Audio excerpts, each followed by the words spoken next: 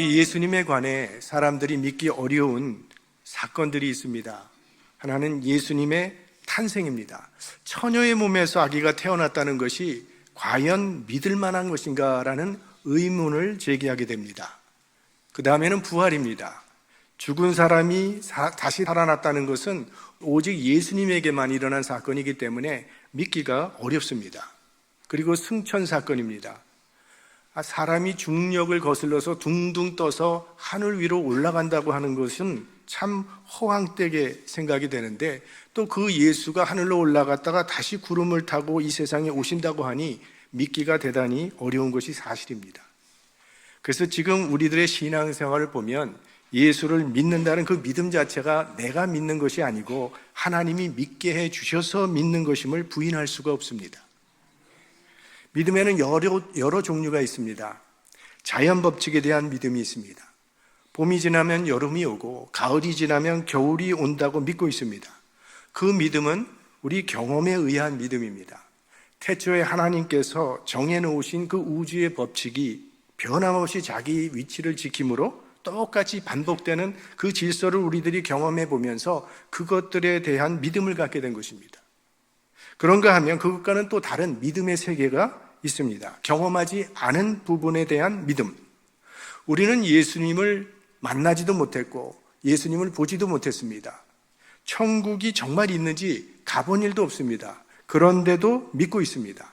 이런 믿음은 성령께서 우리가 믿을 수 있도록 우리 마음에 역사해 주셨기 때문에 믿을 수 있게 되는 것입니다. 그러니까 기독교는 어떤 합리적인 논리를 만들어서 이치에 맞는 말을 하려 하지 않습니다. 말도 되지 않는 듯한 그 말 속에 우리가 알지 못하는 힘이 있어서 내 삶이 변화되고 그 믿기지 않는 말이 내 삶의 가장 귀한 고백이 되는 것이 기독교입니다. 지금 세계 역사는 예수 그리스도의 탄생을 기준으로 해서 주전과 주후로 나뉘어졌습니다.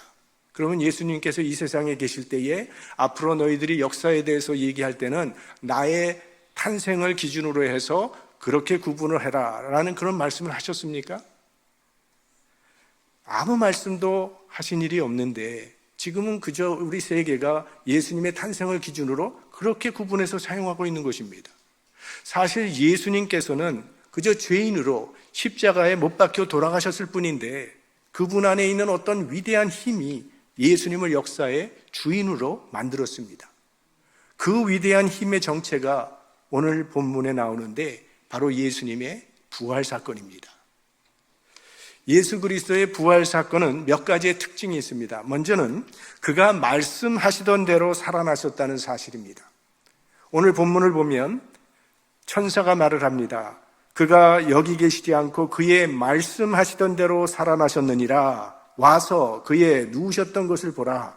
그러니까 예수님의 부활은 예수님께서 이미 예언하신 그 사건이 이루어진 것이라고 지금 천사가 말을 합니다.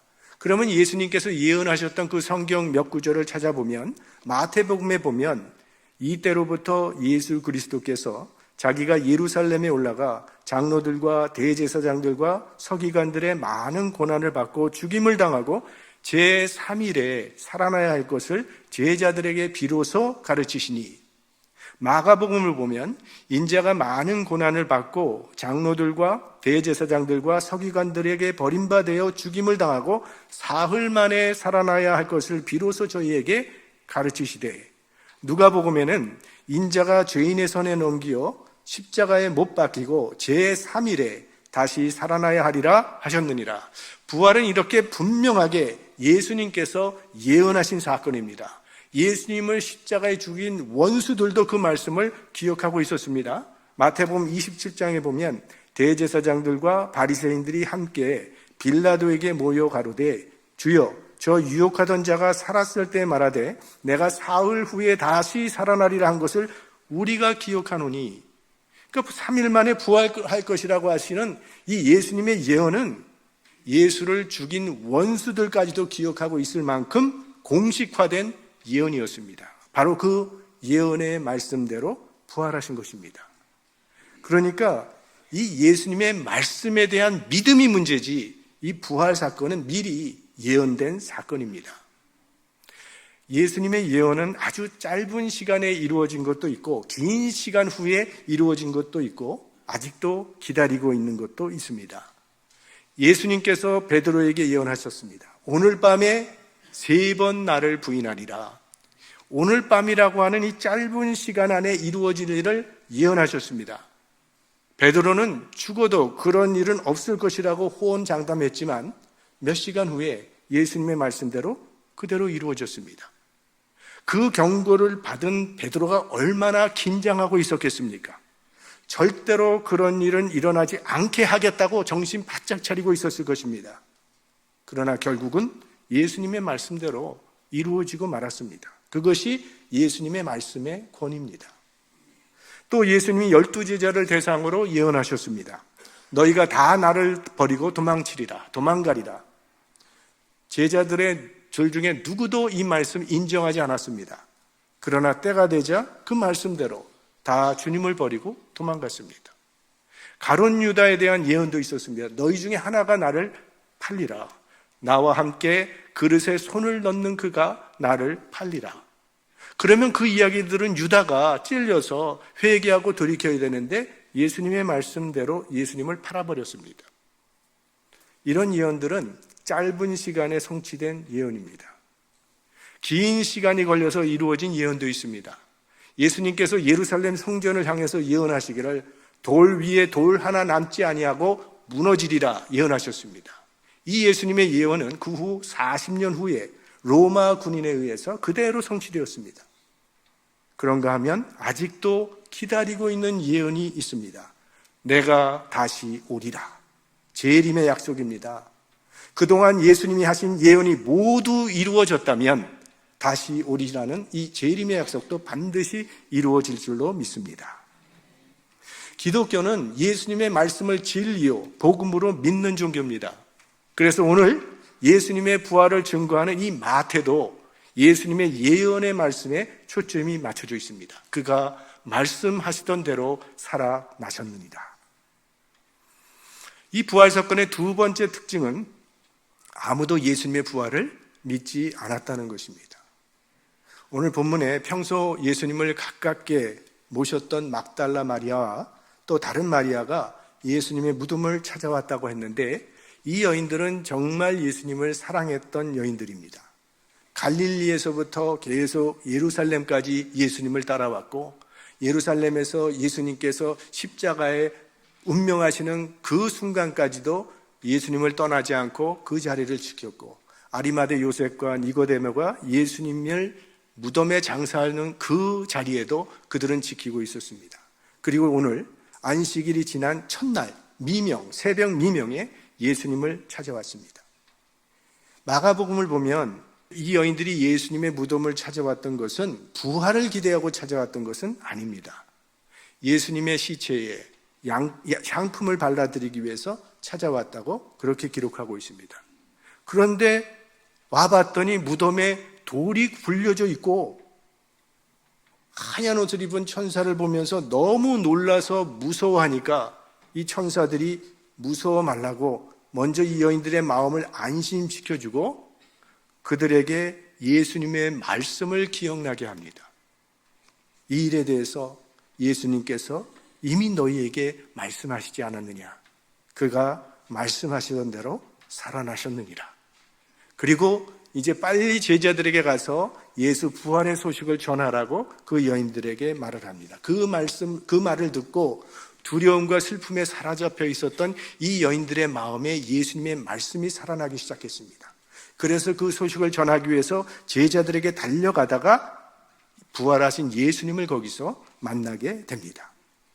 그랬더니 예수님께서 그들에게 하신 말씀도 역시 무서워하지 말랍니다. 그래서 오늘 본문에 보면 무서워한다는 이야기가 자꾸 나오고 무서워하지 말라는 이야기가 많이 나오는데 천사도 여인들에게 무서워하지 말라. 예수님도 여인들에게 무서워하지 말라고 합니다. 왜요? 지금 여인들이 무서워하고 있기 때문입니다. 왜 무서워했겠습니까? 죽은 사람이 나타났기 때문입니다. 우리가 오늘 장례 예배를 드린다고 가정을 해보세요. 관 속에 누워있던 시신의 몸이 갑자기 쓱 일어난다고 생각해 보세요. 아마 많은 사람이 기절해 버릴 겁니다. 죽은 사람은 죽은 채로 그대로 있어야 무섭지 않은 것이지, 죽은 사람이 막 움직여 보세요. 얼마나 무섭겠는가. 이후 그들이 제자들에게 예수님께서 부활하셨다는 소식을 전했지만 제자들도 믿지 않았습니다. 그들은 예수의 살으셨다는 것과 마리아에게 보이셨다는 것을 듣고도 믿지 아니하니라. 왜냐하면 이 제자들 중에는 누구도 예수님의 부활을 기대하고 있지 않았기 때문입니다. 예수 그리스도의 제자 중 누구도 예수님의 부활을 기대한 사람은 한 사람도 없었습니다. 우리가 이런 생각을 해볼 수 있습니다. 예수님께서 다시 살아나리라 예언하신 그 시간이 3일입니다. 내가 사흘 후에 다시 부활하리라. 내가 3년 후에 다시 살아나리라도 아니고 30년 후에 다시 살아나리도 아니고 3일 후에 다시 살아나리라고 말씀하셨습니다. 그러면 그 말을 들은 제자들은 적어도 3일 정도는 기다렸어야 하는 거 아닙니까? 아니 3년도 아니고 30년도 아니고 3일의 약속인데 한 사람도 믿지 않았다고 하는 것이 이 부활 사건의 특징입니다. 예수님의 제자들은 지난 3년 동안 예수님과 함께하는 가운데 수많은 기적을 목격했던 사람들입니다. 특별히 죽은 사람을 살리는 기적도 목격을 했습니다. 나사로를 살리시고 나인성 과부의 아들을 살리시고 회당장 야이로의 딸을 죽음에서 살리는 광경을 목격했던 사람들이 이 제자들인데, 그 많은 기적을 목격한 예수님의 제자들조차도 예수님께서 부활할 것이라고 하는 말씀을 한 사람도 믿지 않았다는 거예요. 그러니 2000년이 지난 오늘 예수님의 부활 사건을 세상 사람들이 믿겠습니까? 못 믿는 게 당연한 거고, 지금 우리가 믿고 있다는 것이 기적입니다. 오늘 우리가 본문 10절까지 읽었는데 그 이후에 11절 이후로 조금 계속 또 읽어 내려가 보면 예수님의 무덤을 지키고 있던 로마 군인들이 예수님의 부활한 광경을 목격하고 그들이 대제사장에게 가서 증언하는 이야기가 나옵니다. 파수꾼 중 몇이 성에 들어가 모든 된 일을 대제사장들에게 고하니 그들이 장로들과 함께 모여 의논하고 군병들에게 돈을 많이 주며 가로되 너희는 말하기를 그의 제자들이 밤에 와서 우리가 잘 때에 그를 도적질하여 갔다 하라. 지금 예수님의 무덤을 지키고 있던 이 로마 군인들은요, 절대 예수님의 부활을 믿어서도 안 되는 사람이요, 설령 예수님의 부활을 보았다 할지라도 보안상 그런 말을 하면 안 되는 사람들입니다. 왜? 근무 태만죄로 자기 목숨이 위태로워지기 때문입니다. 그런데 그들이 대제사장을 찾아가서 예수님이 부활했다고 전했습니다. 이건 그들의 어쩔 수 없는 양심의 선언입니다. 그러면 대제사장들이 무슨 일을 해야 하겠습니까?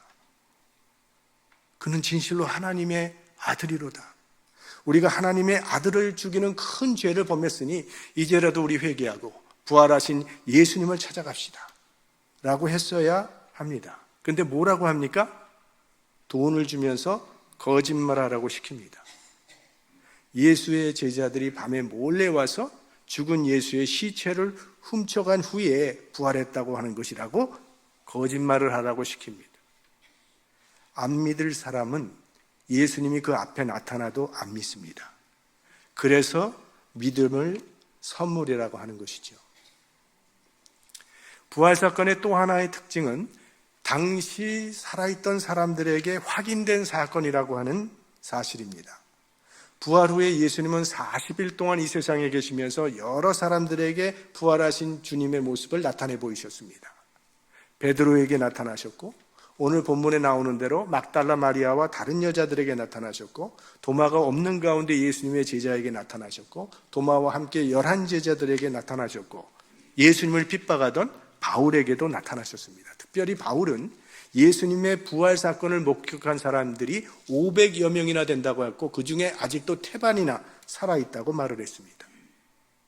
이 부활하신 주님을 만난 제자들의 삶은 180도 변했습니다. 예수님이 잡히시던 밤에 생명의 위협을 느껴서 다 도망쳤던 그 제자들이 다 돌아와서 예수 그리스도의 부활의 복음을 전하는 순교자가 되었습니다. 아니, 왜 순교까지 했겠습니까? 부활의 진리를 확실히 믿었기 때문입니다. 죽음 이후의 세계가 너무나도 분명했기 때문에 이 죽음조차도 믿음으로 받아들일 수 있었던 것입니다. 기독교는 예수의 부활로 살아난 종교입니다. 만약 예수가 부활하지 않았다면 십자가가 기독교의 무덤이 되었을 것입니다. 예수님이 십자가에 달릴 때 제자들은 모두 무서워서 도망가 버렸습니다. 십자가를 보고 예수를 믿을 사람은 아무도 없습니다. 십자가는 너무나 무섭고 잔인하기 때문에 십자가를 지겠다고 나설 사람은 아무도 없습니다. 예수님이 부활하셨기 때문에 그 고통의 십자가가 영광의 십자가가 된 것입니다. 이 예수님의 부활 사건이 중요한 이유는 이 예수 그리스도의 부활이 우리에게 승리를 약속해 주는 사건이기 때문입니다. 그 승리의 내용을 좀 생각해 보면 무엇보다 먼저 죄에 대한 승리입니다. 어떤 사람이 잘못했습니다. 죄를 지었습니다. 자기의 잘못을 뉘우치고 피해자에게 가서 용서를 빌었습니다. 그랬더니 그 피해자도 그의 죄를 용서해 주었습니다. 그 사과를 받아들였습니다. 하지만 우리끼리 용서를 빌고 용서를 했다고 해서 그 죄의 문제가 근본적으로 해결되는 것은 아닙니다. 우리가 서로 용서하고 용서받는 일은 인간관계를 위해서는 필요한 그런 일이겠지만 궁극적으로 하나님과의 관계에서는 아무런 효력이 없는 일입니다. 왜? 하나님께서 죄의 싹은 사망이라고 선언하셨기 때문입니다. 그래서 예수님께서 우리의 죄를 사하시기 위해서 속죄 제물이 십자가에서 되어주신 것입니다. 문제는 그 속죄 제물이 정말 하나님 앞에서 효력이 있는 것인지 우리가 어떻게 알 수 있는가 하는 것입니다. 하나님께서 그 속죄의 제물을 받아주셨다는 증거가 바로 부활입니다. 부활을 통해서 내가 죄가 사함받았다는 확증을 얻는 것입니다. 그래서 이 부활은 죄에 대한 승리입니다. 그 다음에 또한 사망에서의 승리입니다. 우리 인간에게 가장 무섭고 두려운 문제는 죽음이에요. 하나님을 떠난 인간에게 주어진 죄의 값이기 때문입니다. 그래서 아무리 용감한 사람이라 할지라도 죽음 앞에서는 두려워하도록 되어 있습니다. 그래서 성경은 우리 인간을 가리켜 죽기를 무서워함으로 일생에 매여 종노릇하는 모든 자들이라고 했습니다. 세상에 태어난 모든 사람들은요, 언젠가 한 번은 죽음 앞에 무릎을 꿇어야 합니다. 그런데 예수님은 죽으셨을 뿐만이 아니라 죽으신 지 3일 만에 사망의 권세를 이기시고 부활하셨습니다. 그래서 이 예수님의 부활은 사망을 사망시킨 사건입니다. 죽음이 죽은 사건이에요. 지금까지는 사망이 왕노릇했는데 예수 그리스도께서 사망의 권세를 이기시고 부활하심으로 이제는 우리들도 예수 그리스도 안에서 사망을 이기고 영원한 생명을 누릴 수 있게 된 것입니다. 그래서 그리스도인들은요, 임종조차도 하나님의 나라를 소망하며 믿음 가운데 평안히 받아들일 수가 있는 것입니다. 성경은 우리 인간됨의 최고의 가치를 영적 존재라고 했습니다. 영적 존재라는 것은 내세적인 존재라는 뜻입니다. 인간은 영적 존재로 창조되었기 때문에 종교가 없을지라도 내세적인 소망은 누구나 다 가지고 있습니다. 영혼의 불멸, 생명 불멸의 소망은 우리 영혼에 피할 수 없는 요청이기 때문에 인간 삶의 흔적을 더듬어 보면 언제 어디서나 영원한 세계에 대한 믿음을 가지고 있었음이 나타나 있습니다. 이집트에는 피라밋이라고 하는 왕족의 무덤이 있는데 왕이 되면 업적을 남기기 위해서 많은 노력들을 하는데 그 중에 중요한 업적 중에 하나가 이 자기의 무덤을 만드는 것이라고 합니다. 그래서 왕위에 즉위를 하면 그 왕이 가장 먼저 하는 일 중에 하나가 이 피라밋을 짓는 작업을 시작했다고 합니다. 그게 오늘날까지도 7대 불가사의가 돼가지고 많은 사람들이 그거 보러 가지 않습니까? 얼마나 웅장하고 얼마나 큰지 모릅니다. 그런 무덤은 전에도 없었고 앞으로도 없을 것입니다. 그렇게 거대한 무덤을 지어놓고 그 무덤 속에 온갖 필요한 살림 도구들을 다 집어넣습니다. 침대도 넣어주고 의자도 넣어주고 입을 옷들, 음식들, 보석, 마차 이런 거 다 집어넣었어요. 그리고 가서 왕이니까 힘들지 말라고 수종들 종까지도 함께 묻었습니다. 이게 다 내세에 대한 믿음 때문에 그렇게 한 것입니다. 인간은 내세적 존재입니다. 그 영혼에 대한 인간의 궁극적인 소망을 완전하게 해결해 준 사건이 예수 그리스도의 부활이며, 죽음 이후에 인간은 어떻게 될 것인가에 대한 질문에 대한 현실적인 대답이 예수 그리스도의 부활입니다. 우리가 한 번은 다 사망의 권세 앞에 굴복해야 합니다. 예수님도 그랬습니다. 그러나 예수님이 부활했듯이 우리들도 부활하게 될 것입니다. 예수께서 가라사대 나는 부활이요 생명이니 나를 믿는 자는 죽어도 살겠고 무릇 살아서 나를 믿는 자는 영원히 죽지 아니하리니 이것을 네가 믿느냐? 여러분 믿으십니까? 마지막으로 예수님의 부활 사건은 정의가 승리할 것을 약속해 줍니다. 정의의 승리입니다. 저는 영화 보기를 참 좋아하는 편입니다. 코미디 영화도 재밌고 슬픈 영화는 슬픈 영화대로, 역사 영화, 액션 영화, 종교 영화, 골고루 다 좋아하는 편인데 제가 싫어하는 종류의 영화가 있습니다. 엑소시스트나 오맨 같은 영화. 그 영화를 보면 어떤 어린아이가 귀신이 들렸는데 그 신부가 와서 엑소시즘을 해줘서 귀신이 나가는 그런 스토리로 전개되는데요. 신부님들이 귀신을 쫓아내는 과정에서 여러 명 희생을 당합니다. 그리고 마지막으로 아주 센 신부가 그 일을 하는데 자기 생명을 희생시키면서 그 아이의 귀신을 쫓아내요. 그러면 그걸로 끝나면 좋겠는데 마지막 장면에 항상 보면 귀신 들렸던 아이가 아주 야릇한 미소를 짓고 있는 얼굴을 클로즈업을 하고 그러고 끝나는 거예요. 그러면 마음에는 아직 안 나갔나 보다 라는 인상을 받게 되죠.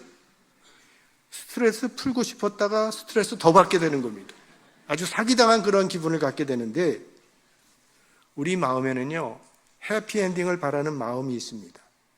과정이 좀 힘들더라도 마지막에는 정의가 이겨야지 악의 세력이 이긴다면 우리의 마음은 불편하고 혼란스럽습니다.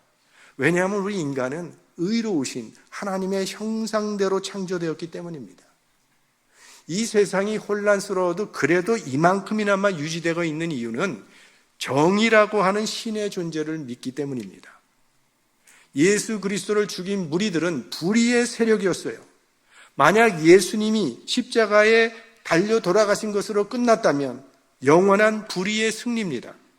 그렇다면 세상은 지금도 힘 있는 사람이 약한 사람을 십자가에 못 박아버리면 그냥 끝나는 것입니다.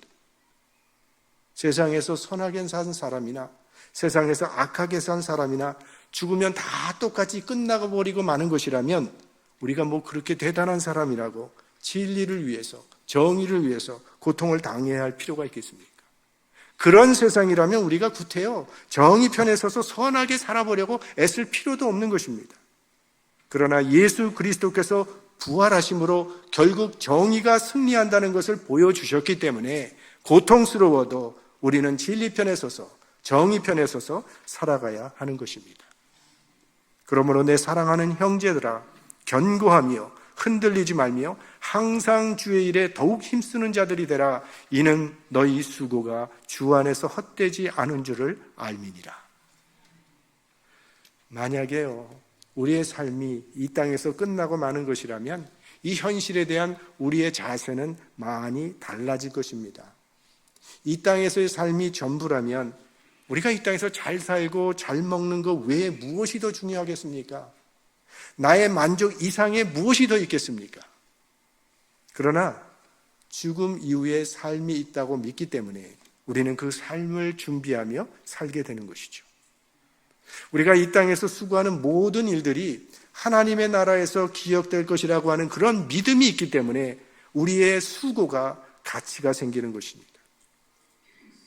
지금은 우리에게 하나님 백성의 특별한 권세가 나타나지 않습니다. 잘.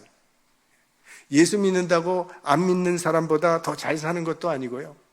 예수 믿는 사람이라고 더 칭찬받고 사는 것도 아니고 더 인정받는 것도 아닙니다. 오히려 더 괴롭고 수고스럽기만 할 뿐입니다. 하지만 하나님의 자녀됨의 권세가 나타날 때가 오는데 그게 부활 때라는 겁니다.